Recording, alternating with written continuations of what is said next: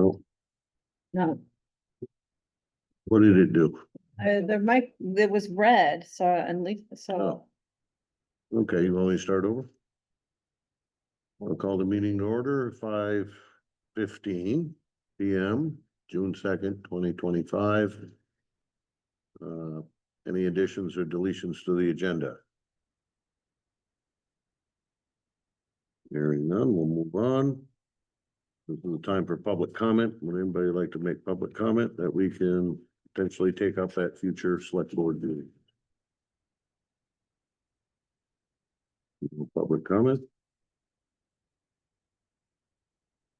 Bills for payment.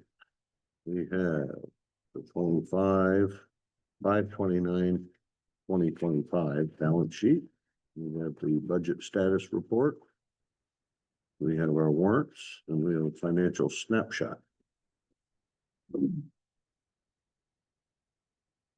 Everybody was able to peruse those? I do have a comment Yep. on the budget to actual. There is a number that may change, and that is the property taxes first line, 7,269,000. Yep. That gets reconciled at the end of the year, but should be closer. Yeah. I looked at last year, so it was close. Okay. We'll get that. Okay. We good, Claire? I'm good. Okay, we're good, Lisa? Okay. Any other questions on the balance sheet or the budget status? Are there any questions on the warrant? Make a motion to approve the warrant. Second. Harry makes the motion, Joe seconds. Any discussion? I have one thing here. We have for Public Works resurfacing Scandori Construction 2230. $2,230.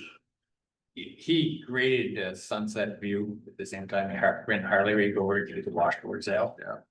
Okay. And the rest of it is his labor to patch the Bridge Road culvert. Yeah. And at the land, Okay. All right, and he helped us lay down the actual asphalt, make those patches. okay. All right, sounds good. Any other discussion on the warrant? Hearing none, all those in favor say aye. Aye. Those opposed? Motion carries.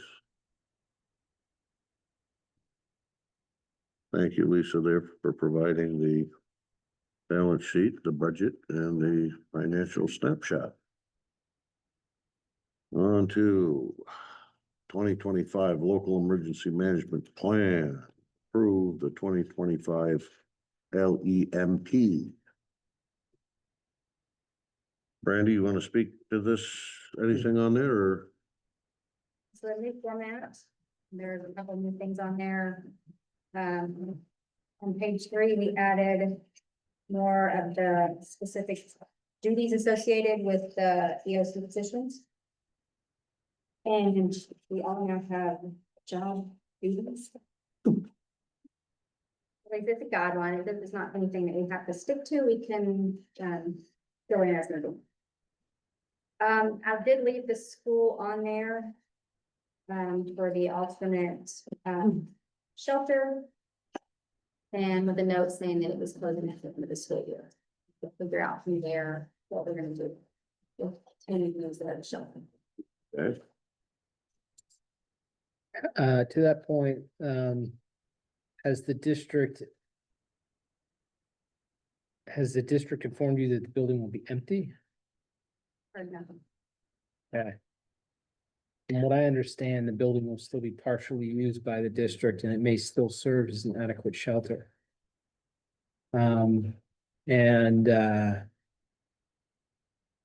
If it would be of use to you, then you can connect with me outside of the meeting and I can try and get in touch with Michael Inners to see if that's the case. Do that. Okay. I have a couple of comments. Yeah. Relating to the chief. Yeah, And it's all disarray, but she is no longer the that's what I chief. just heard, so, yeah. Okay. And then there was one other thing. The page 21, the municipal resolution, this was signed back in 2019, and maybe that should be updated. I don't think it has to be updated, because it's just saying that we're gonna use NIMS. Is this something we could check with VLCT about, or? It would be, BEM, Vermont Emergency Management, but I think it's just saying that we're gonna adopt, NIMS, that's all. NIMS is the National Incident Management System that we all took executive training on. So this would be kind of like us having an open meeting law training policy. It's just giving outlines or guidance. Okay, I was just concerned, given the political atmosphere right now, that we should be in sync with the state. That would be the purpose of that National Incident Management System. It says we're going to use the framework that is Exactly. used national. The state uses. When I met with BEM to review the new changes on this, she did not mention me.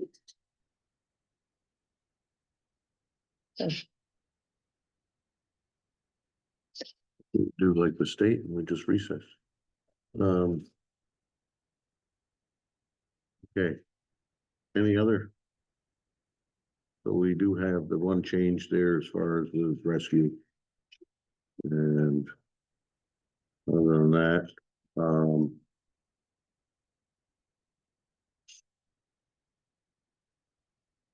do I have a motion to approve the 2025 LEMP there with the change stated?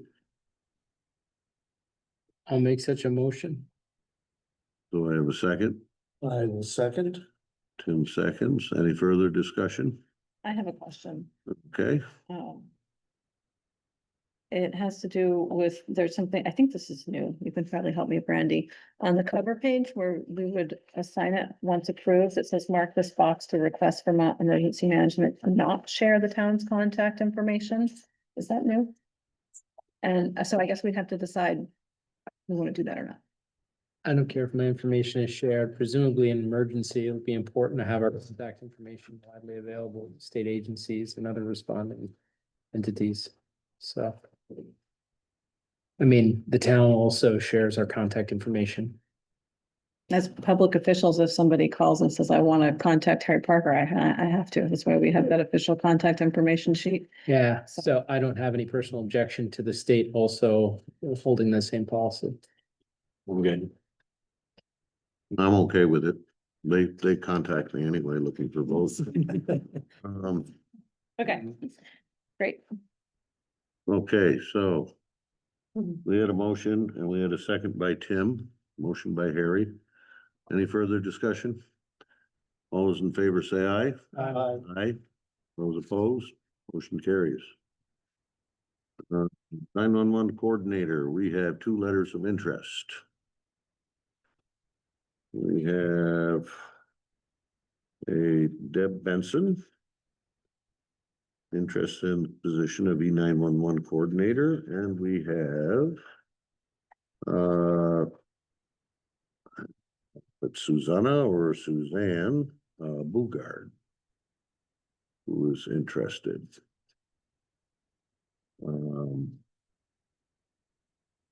I'll just throw in here as far as my 2 cents worth. I've known Deb Benson there for a number of years and I ran with her on rescue. And she was the chief for several years, rescue. And I hold her in high regard.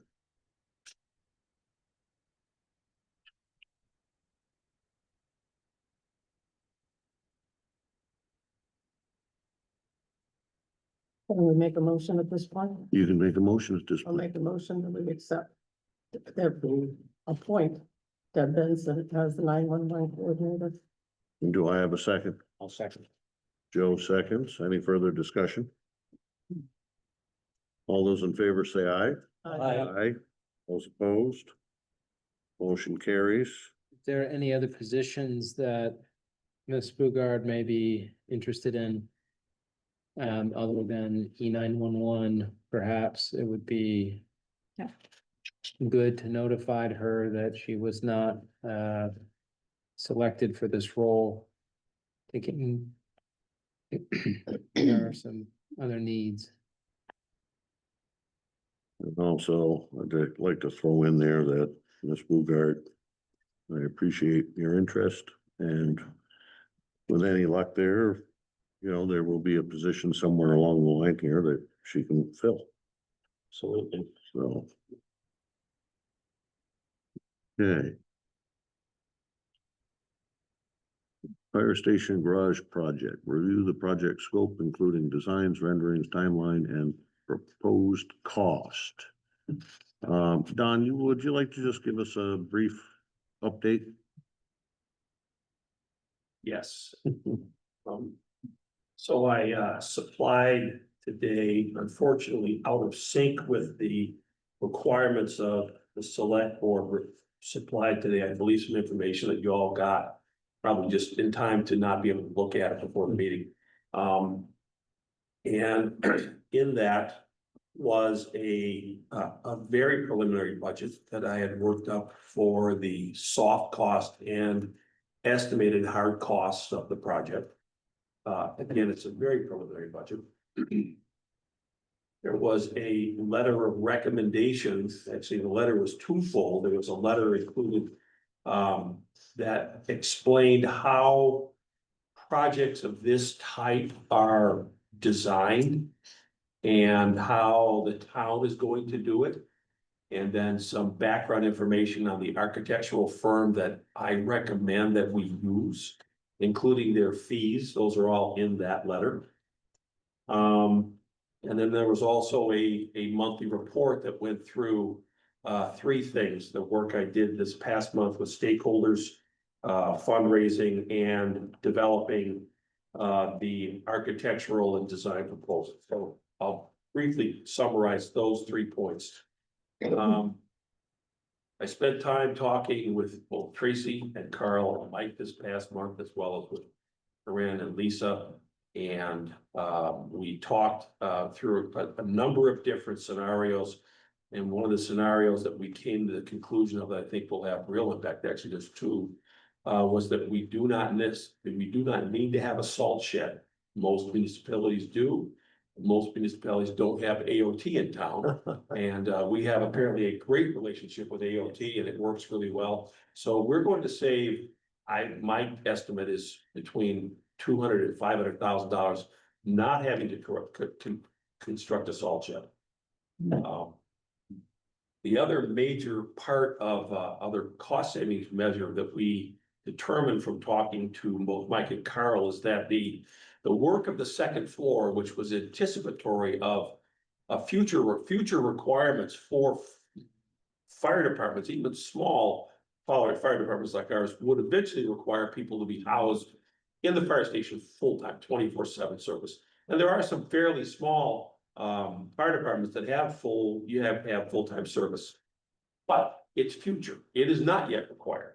And so the 1,800 square feet that was part of the second floor is something that we can basically say, look, if the time comes when the state says, or we're mandated in some way to have a full-time fire department, we'll probably have to build an addition, we'll have to make some changes in the existing building. But we can postpone that decision and the cost of that decision until a future date. So that was a majority of the work that I did with stakeholders in this past month. Again, it's defined in this letter that I sent along. Mike and I also did talk to the Vermont League of Cities and Towns to see what kind of funds might be available for what we were doing. Basically found out that there really isn't much available. And to count on money from the federal government is both a long process, arduous process, and right now it's a fraught process because nobody knows how the federal government's going to spend money in a year or two. So The funds to produce our building are to do our project are either gonna come from funds that we've already raised, our fundraising efforts, which are just starting out, or from a bond. Or our three means of having money for this project. The architectural proposals, I contacted 7 architectural firms. So I should back up for just a second in case you may not understand this. The town spent a significant amount of time and money with Bob Konecko doing drawings. And these drawings are the foundation of what we are going to build. However, Mr. Konecko's work is not in the category, it is not complete. It is not done in the design way that isn't going to require a tremendous amount of additional architectural work. And I explained that in the letter that I sent, that there are stages of design that you go through as you work through getting a project ready for bid. And then there's also the administration that the architect has to do after the fact. So it is, and so what I did was I went to these 7 architectural firms. And I said, I sent them a request for proposal. Four companies responded to the proposal. The numbers that they responded to were fairly close. There were 2 that were a little lower than the other 2, but they all fell into about a 15% range of expenses. While they were making their proposals, we came to the conclusion, I had this discussion both with Carl and with an architect and also a couple of engineers, that because what I had asked of these architects to give me a package to do the whole thing, which meant they would do the architectural work, they would have a structural engineer under their umbrella, they would have a mechanical engineer who would design the plumbing and the heating, they would have a fire protection engineer, and they would have an electrical engineer. These are all required for you to be able to build a building in our day and time, a commercial building. You have to have all of these trades. You also have to have a civil designer, which you have already hired in Krebs and Lansing, who was working directly for the town, not under the umbrella of the architect. Anyway, so we asked the architect to give us a proposal that was all encompassing, include all these different parts of the work, include all the way through the building, the construction administration, go on all the way until the end of the project. We had to provide that. In retrospect, what I think we realized was that having a full-on mechanical engineer to design the plumbing and the heating systems, and electrical engineer to do their design, and fire protection engineer, perhaps was overkill for the relative simplicity of the buildings that we have. So what we decided to do was to eliminate that cost out of the architect's work. And what we do instead is we do what's called a design narrative. Rather than a set of drawings that's complete and designed for this specific building, the architect or the engineer, excuse me, will simply do what's called a narrative design. He's going to write up a list of, these are the things you need to have. These are the things we expect you to, these are the codes we expect you to meet, and we'll let you design.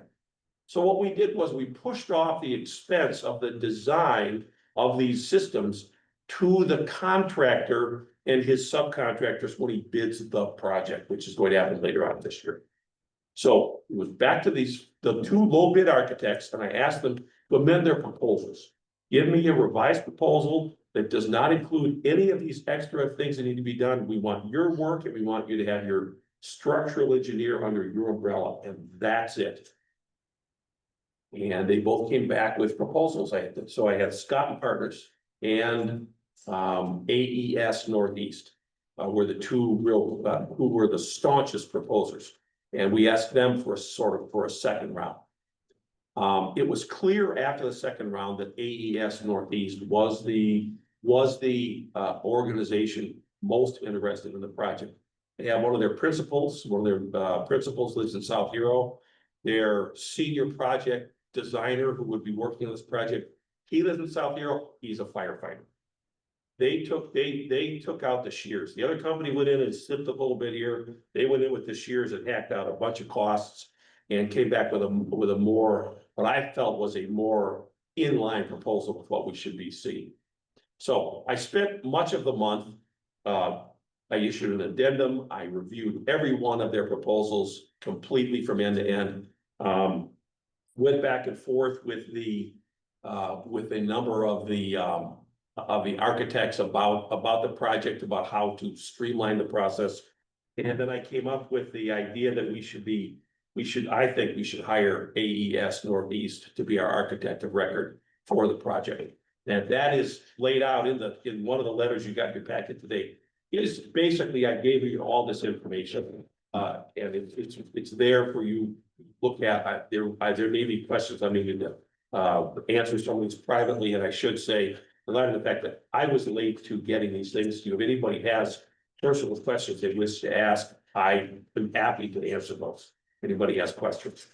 So, the balance of my work, so I work with stakeholders, I work with the development of the consultant work. And then I spent the rest of the time working on fundraising. We have a aggressive funds, interesting approach to raising funds. We know that we need to raise a significant amount of money. Corinne and Elisa have been instrumental in helping me with that. We have a group of people called the Friends of the North Station, who are working as well with the project. And we have a series of activities that we are doing to both make the public aware, but also to go directly to people who we consider to be potential, we would call primary donors, who really would have a capacity to give. We have a town, we are not a wealthy town, but we're not a poor town either.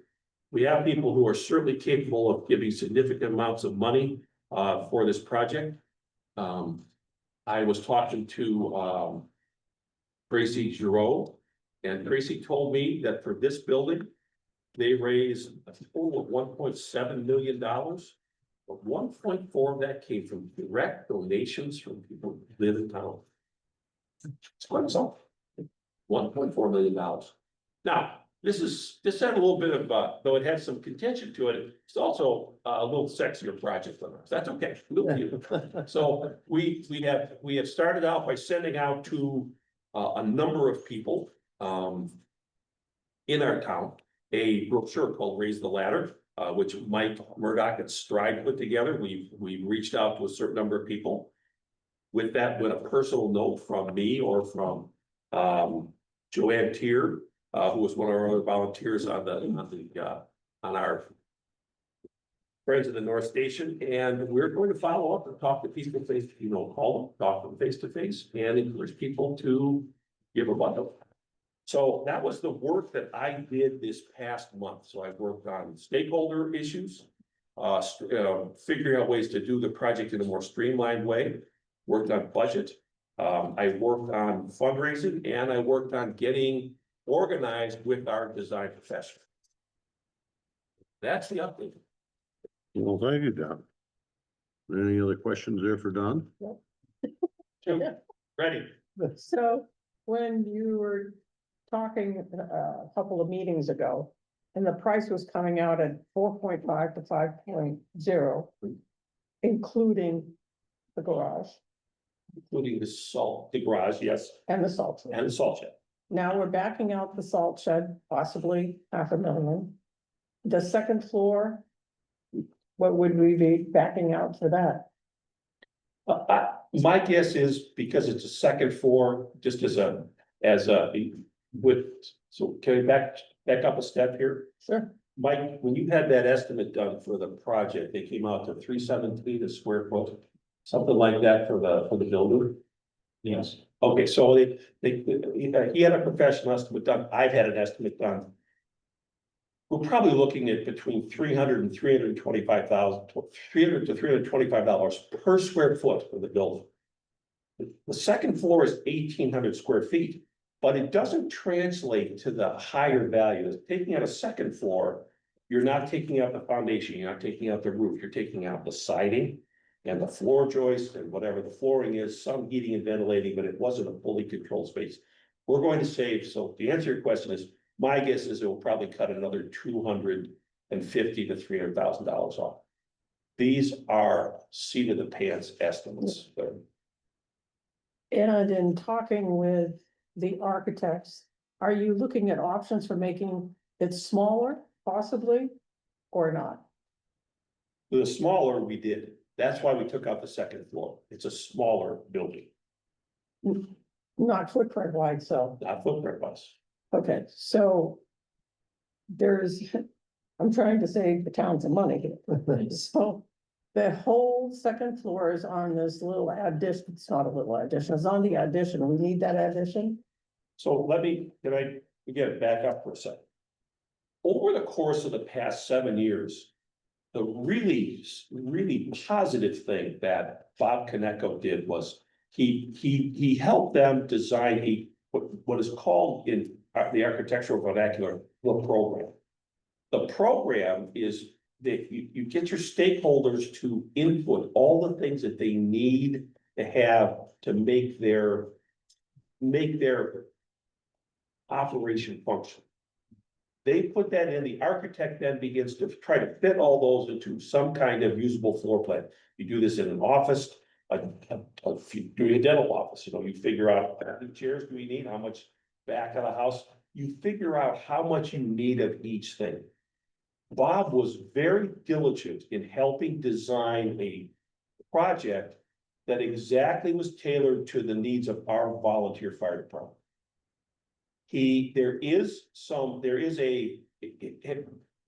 Let me ask you this question. When was the last time you were in the building where the fire department is? Oh, it's not in good condition. Well, that's not even the point. If you've been in the big room where they meet, did you notice that their scuba equipment is under the tables? First thing I noticed was the scuba equipment was under the tables around the outside wall. The rest of they had equipment, they had Christmas stuff, they had stuff stored all over the place because they do not have enough space. They have nowhere near enough storage. And not counting the fact that the engines basically are crammed in, you could basically, if you were my size, I doubt you could get in some of those engines. They're so close to the wall. So Mr. Konecko carefully designed the width of the bays, the number of bays, the use of contamination showers, drying of equipment, all these things were all designed into this. In that one-story space you were talking about, there is a kitchen. There is a meeting space. There are a couple of offices. There may be a way to shrink that some, but that function is also where our volunteer firefighters meet every week to get their training done. So we need to have sufficient space. I went and looked at the fire department with Mike in Grand Isle and in South Hero. We looked at both of these, and both of them had significantly sized spaces for people to use. This is also an alternate location for the town to use for functions if they need to.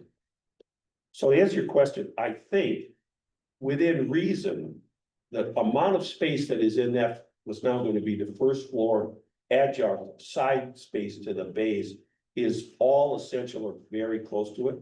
We may be able to design somehow, because if we don't have to do internal stairways, that may save us some space. No second floor, no stairways. You have to have two means of egress off of the second floor. So there may be a way to reduce some of that cost, some of that space. But I would say that function has been really well thought through, and they've designed to need, not to excess. And what about the garage? This is a picture, I haven't gone through the whole thing, but the garage. Do we have any idea how much that will cost of the 4 to 4.5? If you use the same metrics, it will cost around $1 million, between 900 and $1 million. So pretty much what we have set aside for Yes. public works. Yes. So that is the good news, is we do have money set aside that will cover the majority of the cost of the public works bill. So that needs to be covered neither by fundraising or by the bond. The big numbers. If I may say, after having been in the construction business, and I think Carl would probably concur in this. I'm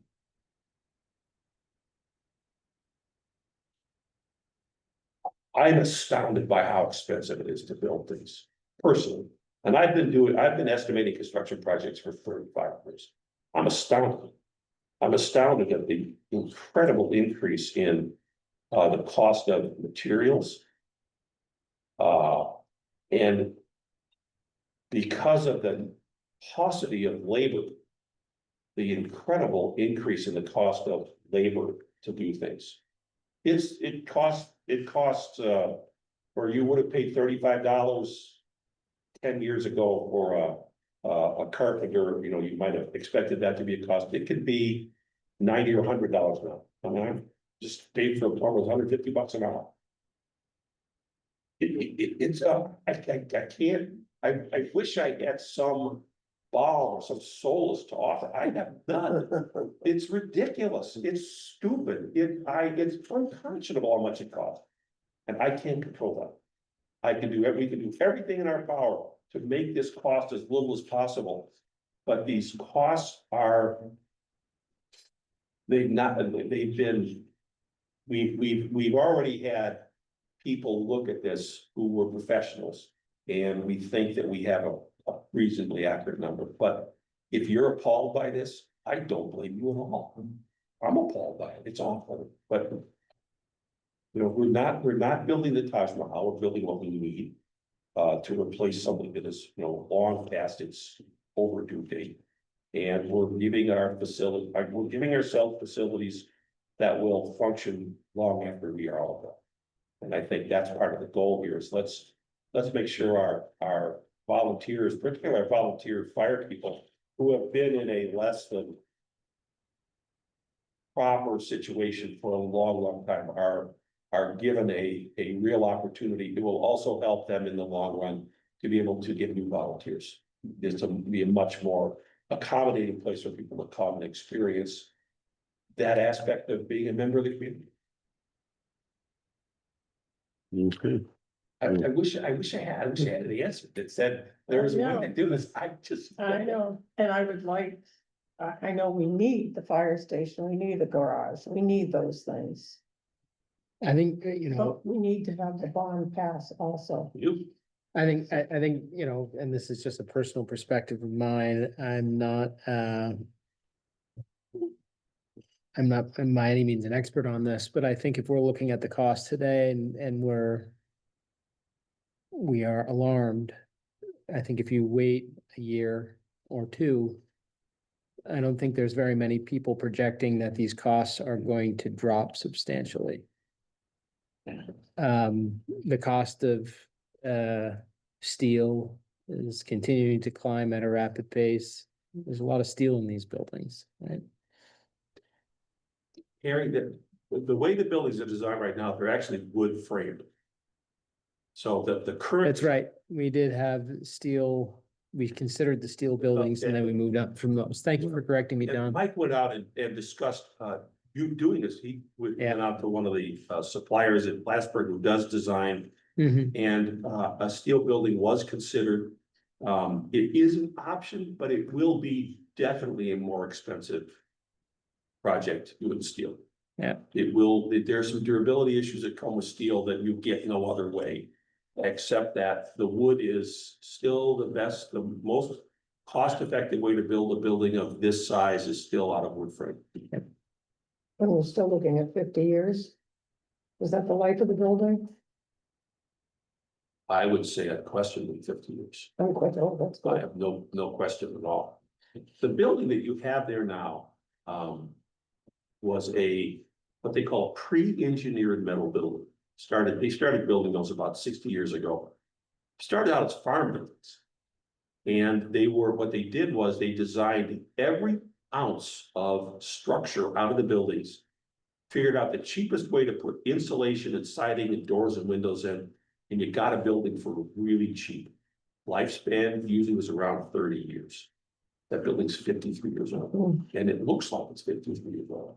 Metal buildings don't age well. This building will age wonderfully, and that's my estimation. And they're both built the same way. Garage and fire station. They're gonna, I think they will look, it will be a really handsome site and a credit to it.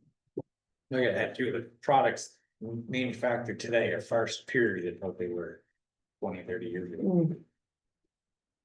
image made out of 2x6 versus the LVL material where it's laminated and it's that full.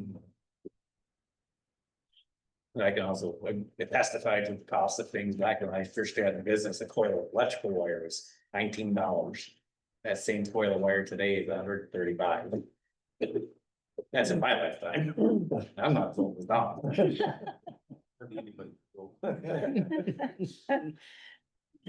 All right, and any further discussion? All right, well, thank you very much there for the update, Don. Thank And you. we will go through the packets that you provided here.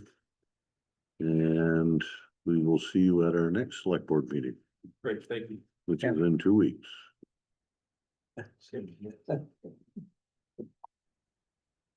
Any other additional information that you need to get to us there, please get that to us by the Thursday. In time, you mean this time? Yes, I was being nice. Thank you, Don. Yes.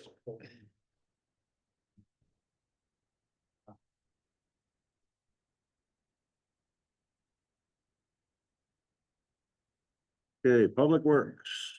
Tracy, you're up.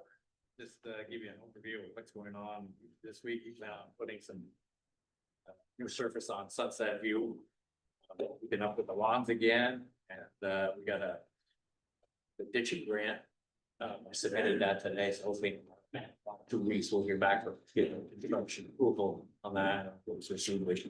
Some work that I'd want to plan.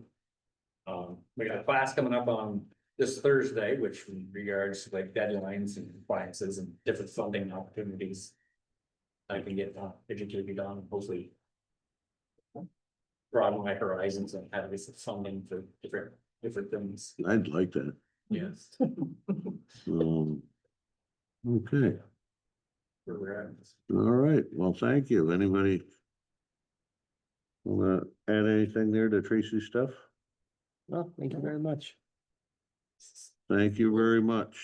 Side note, the assistant position, we achieved his 6 month probation goal, so it's completed. I guess it's officially one of us.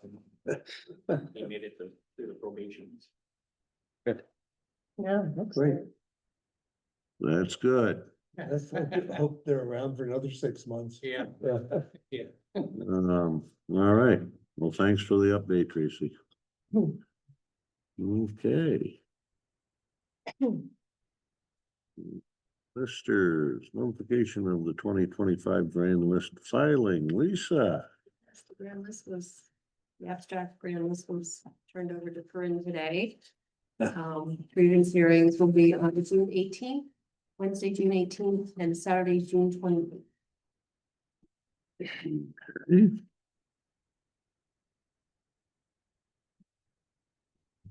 This will be Lisa up again. Treasurer, decision on the renewal of the North Station Building Replacement Committee CD number 2. So, What do you have for info on that? the last one I think you did, for a 1 month term.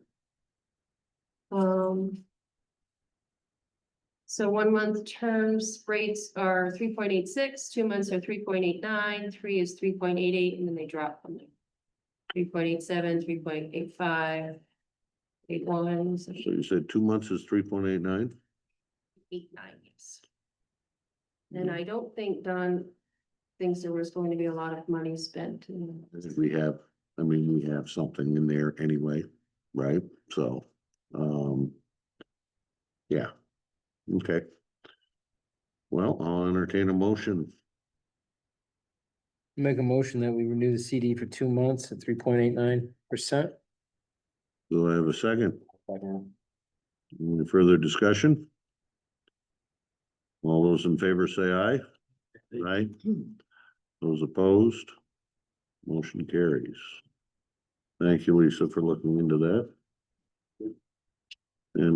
And I really do like the numbers there with your little layout as far as what we have garnered here in interest on these CDs. That's making that money work for us, so. Okay. Oh, Lisa, you're up again. So that delinquent The tax payments become delinquent on May 21st, the day after the last installment was due. So as of May 21st, 23rd, I think that they did this. That was what was delinquent for 24, 25. I know at the last meeting I gave you 3 properties that was from 23, 24. That would be going up for tax sale. So this is the list of delinquencies for the 24, 25. Okay. And that has gone out? The notices went out. No, The okay. notices, we've already, And the 23, 24, that's going ahead with the same people we saw the list last time. if we're, yeah. There's 3 of I them. think yeah. that Lakeview Drive did pay all 23, 24. Haven't paid any 24, 25. Yeah.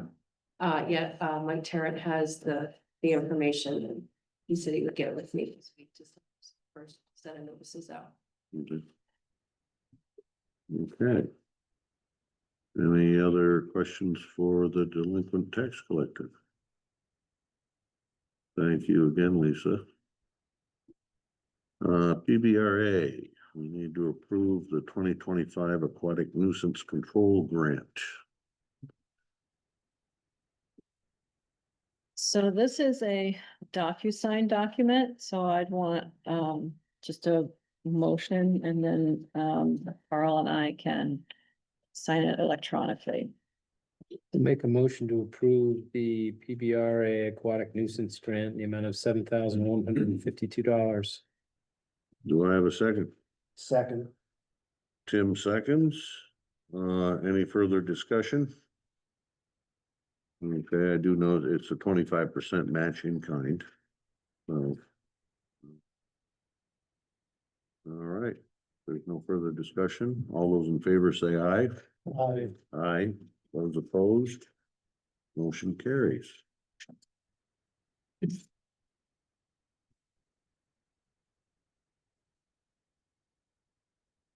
Dog licensing. Whenever you're ready there, Corinne or Lisa, I don't know who's doing what. I'm good. We have Robert Arnett here today. Oh, that's right. Robert is sitting right there. Well, Robert, you're up. Stated item on the agenda. I like to show up for anything I'm responsible for usually just. The list looks a lot smaller than last year. Yes, and we had a fairly good response this year to our notices. in the past Now, month. any of those? So- I reached out to the Samays. I think they have 5 dogs on there, because I was pretty sure they moved. And I didn't want to assume anything though. Sometimes people move within the town or they rent for a while. I met the new owner today that has moved into that property. I wasn't able to confirm that the Samays are no longer in town, so I haven't gone in and removed the dogs. But that's almost half the list. Yeah, it's, they're usually good. Yeah, I have a feeling that they moved. I just, yeah. But, I can, as I did last year, I can follow up with these folks. Okay. See if I can genuinely encourage them. to license it. Okay. Any other questions there for Robert? I do have mentioned that there's an animal cruelty class coming up in a few weeks. Now Vermont changed their law a year ago to where animal control officers do not solely look into animal cruelty cases. Now you either have to be a law enforcement officer or a humane officer. But this class is for training to assist those two agencies or persons in that. Animal cruelty. So it's a 1-day class. And it's in South Royalton. Just as a comparison, the first animal cruelty class I went to was 4 days. So that was, for me to just take charge, which I had a few of those cases in the past 10 years. Anyway, I didn't know if you were aware of that as a town. But, Well, you'd be taking the course, no? no, not that so much that, Oh, that they changed the regs? Yeah, I wasn't aware of that. I just, I know that law enforcement, well, actually, there was something I believe on the news. They may have had a little section on that there on the news there, as far as that the police were trained in this now or whatever. yeah. They can investigate the animal cruelty. So, Yeah, so I haven't had any animal cruelty complaints in years. And so people complain about the Jenkins horse. yeah. You know, I am so well educated in that. problem. I get it. I still get calls. I've got 3 this year. Okay. But they, all of them say, as long as you're satisfied, I'm satisfied. But it's just it's the grounds. I haven't received any calls there to collect llamas or alpacas or anything, so I would keep That up would the. be when I go on vacation. Yeah, well, I would just keep up your good work, so I don't get these phone calls, Give so, you an idea what I do. there we go. Okay, all right, well, thank you again, Robert. Walk Keep up the good work. you. All right, Out. yep. Take care, Robert. Ah, See ya. all right, take care. On to 14. Station Road property sale, authorized select board chair to sign documents related to the property closing for the Station Road sale. That's the O'Neill or soon to be O'Neill property. And then we need to determine fund. Yeah, okay, we can have discussion about where to allocate the funds from the sale. So, Corinne, you want to give a brief? Yeah, was it last meeting or the meeting before? I've forgotten. But we had the draft warranty deed and everybody reviewed it and we authorized Carl to sign it. And I think what we were really doing now that I've had more correspondence with the lawyers is just making sure the warranty deed included all the provisions that the town wanted to see before moving forward. And when I confirmed that and we started moving forward, all of a sudden there were all kinds of other documents that needed signatures. So, I know for a fact, there'll be the warranty deed and there will be the flood disclosure statement. And those are ready and could be signed and approved, and actually should be. Harry has volunteered to take them to Gale Law, which is a very nice offer. It prevents Carl from having to attend a physical closing. But there will be follow-up documents, a settlement agreement that directs how the funds are distributed, that need to be completed afterwards. So I would recommend kind of a blanket motion for Carl to just, if we all agree with these documents, or sorry, you all agree with these documents in the sale. And it's, how it's presented, just giving him the authority to sign whatever's necessary to have the closing completed.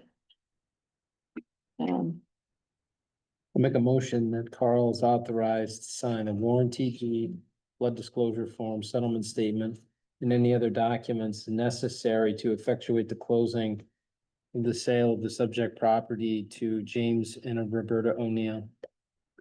Do I have a second? Claire seconds. Any further discussion? I'd just like to say thank you very much there for you guys trusting me with my auto pen.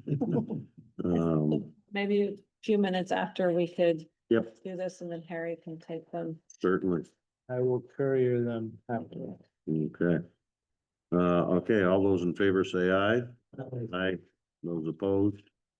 Motion carries.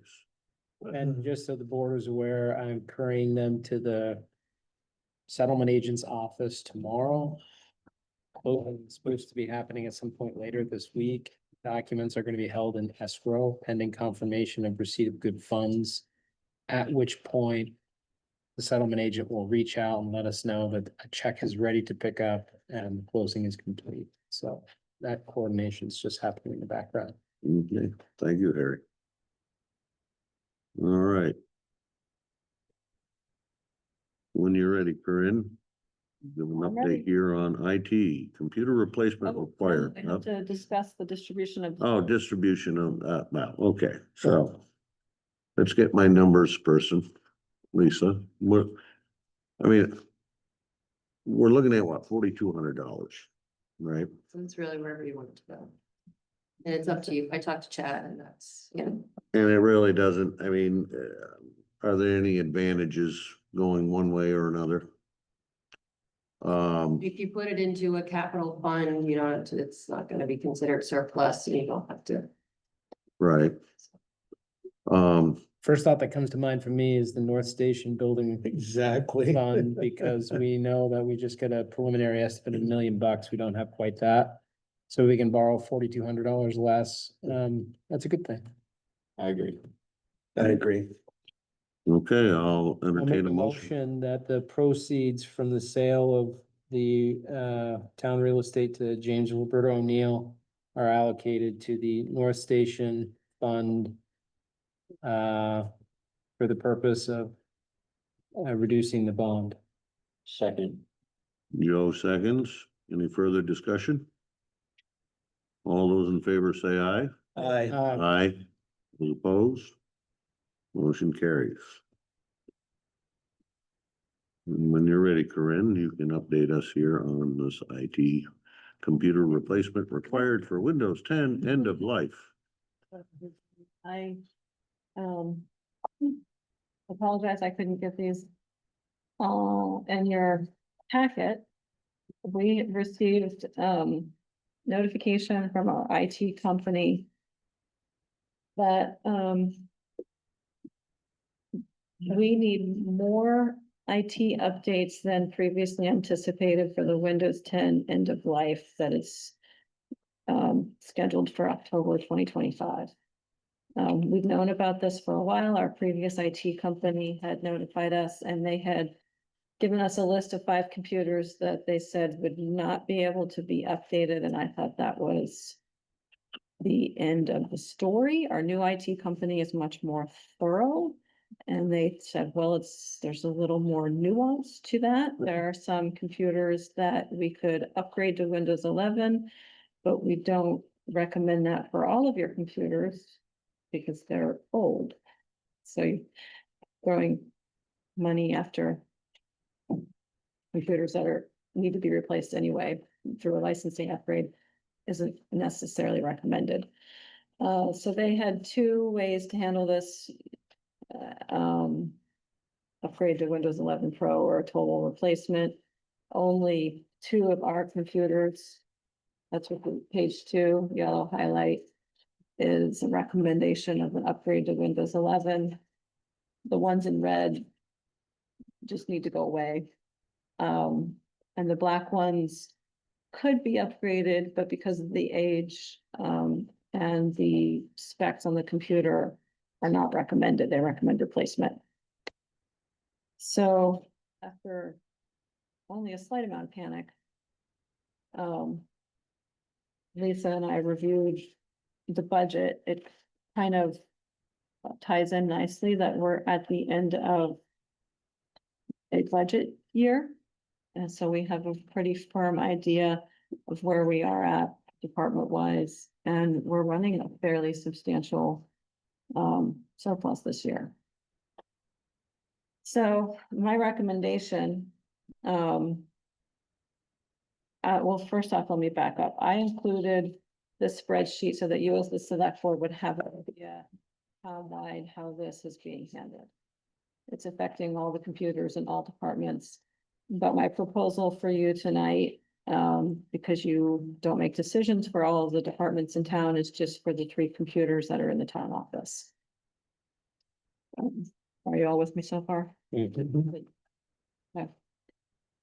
So what I'm requesting is approval to purchase 3 computers for the town office in the amount of $7,235.30. I have a quote from VC3. and I've broken down, how I recommend the cost be assigned. I recommend a portion go to the listers department because Lisa is our assessor. There are 2 line items that could pay for, a second computer. And then because we have, almost a $45,000 anticipated general fund surplus, I still recommend we purchase the 3rd computer, even though, there's no obvious category for it. There's funds. Like the contingency reserve fund. No, this would just be, if we, were, say we just put this in the,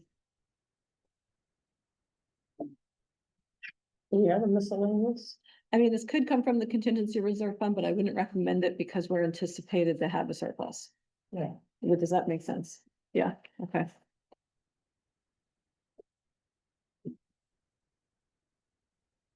Okay, what is a C-dock?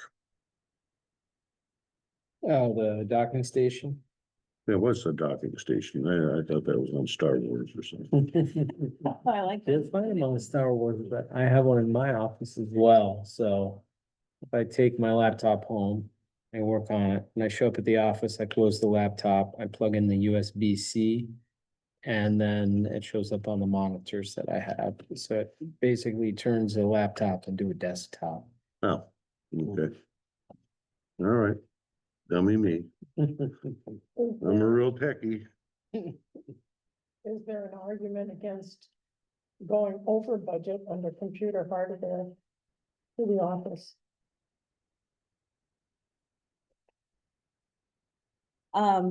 There could be, I'm open to that. From my perspective, if we're looking at as hefty a surplus as we are this year, to put off the cost of a needed replacement. Because it wasn't budgeted for next year either. We're rolling into a budget where this wasn't anticipated. And next year, we might run a deficit, there might not be the funds available. And then we'd be looking at the contingency fund. It just seems, and this is not great with budgeting. You don't ever want to luck out, but it just coincides well with us being at the end of the year and knowing we're gonna have a hefty surplus. The money's there. Can you think of a reason that would really bad to go over a line item in a? No, you want to expense it in the one, the computer hardware, I'll reduce the surplus. but yeah. I mean, Same thing. you look at the budget now, and there are a lot of line items that are over budget, because budgeting is more of an art than a science, and as long as you're overall not over budget, and we're not, this is why I'm comfortable coming with this request, that's. Yeah, So cemetery is on here, but cemetery has a surplus, correct? Do they have some, Yeah, okay. So that one's covered. So the only ones here that we're not looking at covered are the 3 in the office. Because Tracy Jewair, Public Works, has a surplus. yeah. Correct. no, So- His is being upgraded, right? it's just a $300 upgrade, not being replaced. So, off the okay, I'm not even gonna get into that because I don't understand all that stuff, but, so we are replacing though yours, Corinne's, Lisa's, and, and to a lesser degree, well, I mean, we're still replacing Lori's. It's just a more, or less expensive. I noticed that it's 16 gig versus 32 gig there, right, on the 2 years. Is on here. Well, would somebody like to throw out some recommendations here of, how to fund this, or I'll entertain a motion, I mean, you need your computers, and we're dealing with end of life. One, when we switched to BC3, they have a strategist who attends almost all of our meetings. And when we switched, they asked for, what are our IT hopes and dreams? And I sent them a very long list And one of them was to get on a cycle of replacement. Right now, everything is old at the same time because we purchased almost all of it with a grant in 2020 around COVID. So all of our computers are the same age, and I'd like to get to where we're automatically every year replacing 2 computers at a time, so we're all on a 3-year cycle. And they'll help us with that from a budgeting perspective, because the transition, we're actually still transitioning. We're working on decommissioning the server now. We haven't started these conversations, so the timing of this is just too bad in a way, but, our goal is in the future, this will be planned for. And this is all provided by VC3 here. These are their recommendations. Yeah, there's $1,800. The total cost is for them to come and bring their computers and install them and network them and get everything done. So, Mhm. you know, the soft cost of almost $2,000 is in that 7,000. Okay, We don't want to be in October with computers that are failing and unsupported. I'll make a motion that we approve the computer replacement of the 3 office computers for $7,000 approximately. do I have a second? We'll second. Tim seconds. Any further discussion? I do think it behooves us to do this sooner than later because it does take time. And this way we have a spot in the system. So, all right, all those in favor say aye. Aye. Those opposed? Motion carries. Thank you. One for next. That would be my preference, because that gives you the true cost of anything. Okay.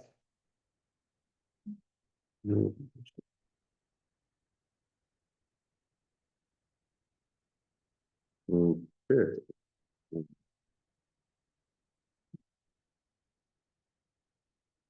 Now, on to Grand Isle County Sheriff Department. We have the Grand Isle County Sheriff Department contract.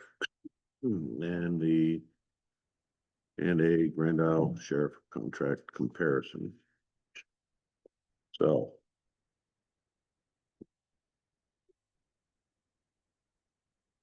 We have a contract here that needs to be signed. It was approved by the voters. There's a 2% increase approximately, I believe. Yep. And so Nothing for us to take action on, is there?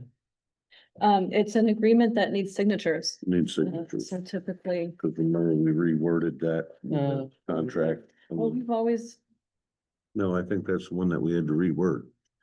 well, so, which is what our lawyer recommended we reword it because we've always done the Right, contract. And we've so always we done the can't contract. Appropriation when you have a contractual Yeah. agreement with them. Right. So. But this way, they're under contract, they aren't just appropriated the Yep. funds. Thank you for reminding me of that. So I'll entertain a motion. I'll make such a motion. Okay. Do I have a second? Claire seconds. All those in favor say aye. Aye. Those opposed? This was Motion carries there one that and we'll everybody signed, clean so. sheet.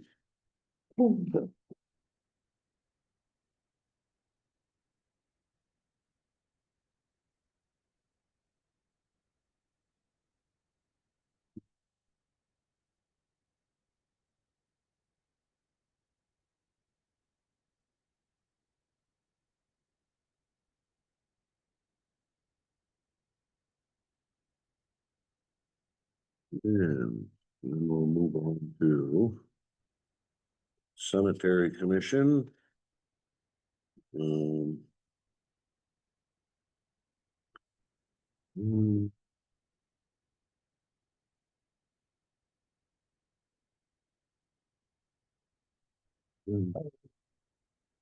So we have in front of us here is the select board from the North Ural Cemetery Commission. This is Cemetery Commission appointment. The North Ural Cemetery Commission is pleased to put forth James Tuttle to fill the remainder of the term vacated by Bob Greeno. Jim expressed his interest in a letter dated May 22nd, 2025. The commission held a special meeting on the 27th of May and voted unanimously to select Jim for the appointment. Thank you, Tracy Giroux. I'll entertain a motion to appoint Jim Giroux or James Tuttle to the cemetery, to the vacated spot. So moved. Tim makes the motion. Do I have a second? Joe seconds. All those in favor say aye. Aye. Those opposed? Motion carried.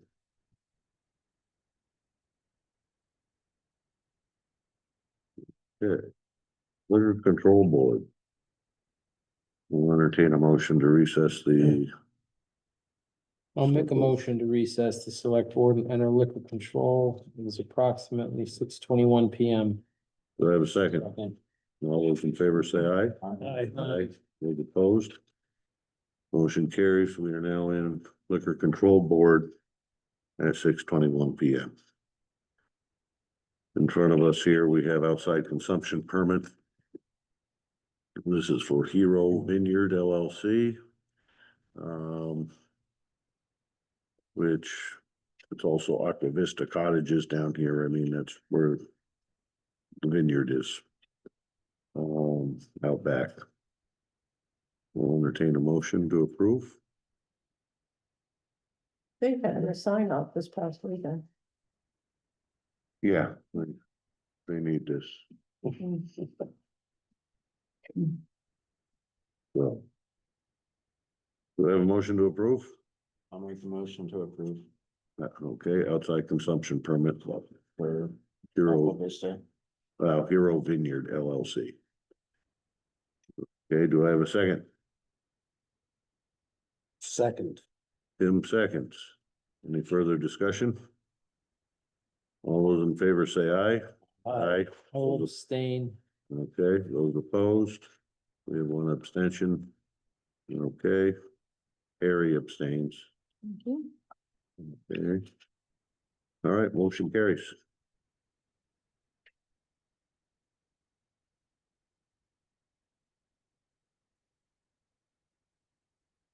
I'll make a motion to adjourn liquor control, and resume the select board meeting. It's approximately 6:23 PM. Second. Joe seconds. All those in favor say aye. Aye. Aye. Those opposed? Okay, we're now back into select board. Correspondence. Has everybody read their correspondence? We have the DRB decisions for Kramer and Kin, Vianney, and Euro.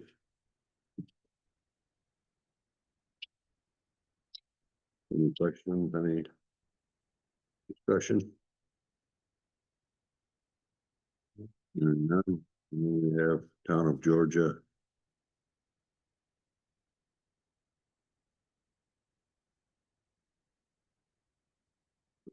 Regulations. For approval.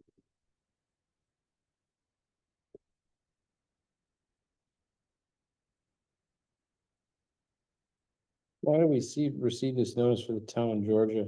Anybody know? There's some uncertainty as to whether or not we qualify as a boundaried, somebody who's boundary touching. Right.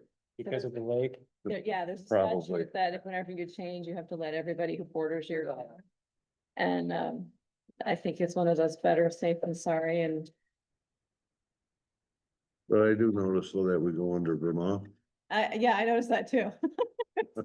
That's a bit of a typo. So anyway, all right. Good to know they're going through their town plans. Yeah, Nice to see what other towns do. okay, I'll make a motion to adjourn. okay, Mary makes a motion to adjourn. Joe seconds, all those in favor say aye. Aye. Aye, those opposed. Meeting is adjourned at 6:25 PM. Thank you all very much. Thank you. And I will.